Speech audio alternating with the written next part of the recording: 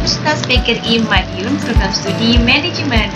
Nah, di sini aku akan membahas apa sih itu vintage dan bagaimana sih peran vintage di masa depan. Financial teknologi atau vintage yaitu merupakan penggunaan teknologi yang inovatif yang digunakan untuk kegiatan dalam bidang keuangan. Yang mana vintage ini bertujuan untuk membuat transaksi lebih mudah, cepat, dan efisien bagi masyarakat. Teknologi keuangan atau vintage telah mengantarkan era baru dalam pengelolaan keuangan kita. Di masa depan, peran vintage diprediksi akan semakin penting dalam membentuk lanskap sistem keuangan yang lebih inklusif, efisien, dan inovatif.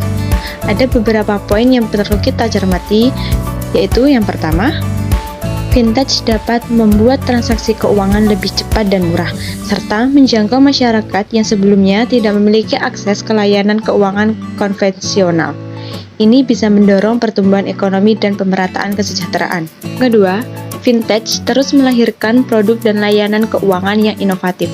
Misalnya, layanan wealth management berbasis robo advisor yang bisa membantu masyarakat mengelola keuangan mereka dengan lebih baik, atau layanan asuransi kesehatan berbasis online yang lebih terjangkau.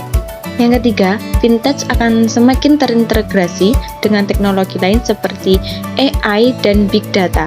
Hal ini memungkinkan layanan keuangan menjadi lebih personal dan sesuai dengan kebutuhan masing-masing pengguna.